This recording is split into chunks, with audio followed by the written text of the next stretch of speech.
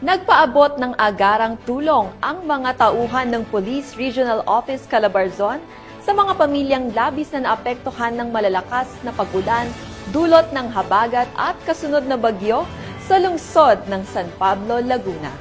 Nakibalita dyan si Patrolman Joshua Cruz.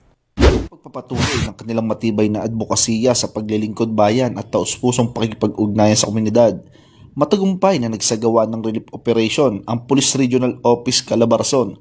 Nito lamang, Hulyo 29, taong kasalukuyan. Bidad ay sinagawa sa Barangay Cuyab, Covered Court, San Pedro City, Laguna, sa pangunguna ng kanilang masipag at butihing Regional Director, Police Brigadier General Jack L. Wangki. Layunin ng inisyatibang ito na magbigay kalinga at agarang tulong sa mga pamilyang labis na naapektuhan ng mga nagdaang bagyo at ng matinding epekto ng habagat. Umabot sa 142 pamilya ang nakatanggap ng grocery pack na naglalaman ng mahalagang pangangailangan tulad ng bigas, kape, dilatang pagkain, tinapay at iba pang mahalagang gamit. Ang gawaing ito ay bahagi ng mas malawak na programa ng Philippine National Police sa ilalim ng pamumuno ni Chief PNP Police General Nicolas D. Torre III. Ang inisyatiba ay tinawag na Boxing for a Cause.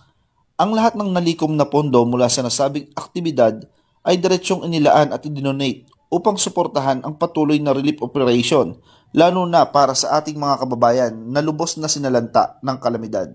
Ito ay nagpapakita ng pagkakaisa at malasakit ng kapulisan, hindi lamang sa pagpapanatili ng kaayusan at kapayapaan, kundi maging pagtugon sa mga pangangailangan ng komunidad sa panahon ng krisis.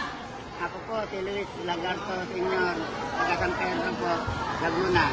Magpapasalamat po ako kay Chief PNP Torres Sir Wangki. Bigay po sa relief goods na sa amin lahat. Maraming salamat po. God bless.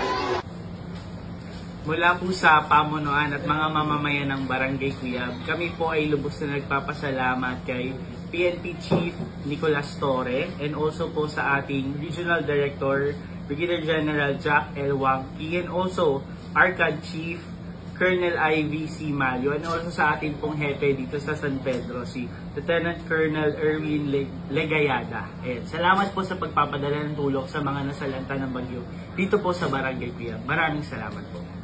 Mula dito sa Calabarzon, ako po ang inyong Police News Network Correspondent, Patrolman Joshua Cruz, alagad ng batas, tagataguyod ng Balitang Pulis.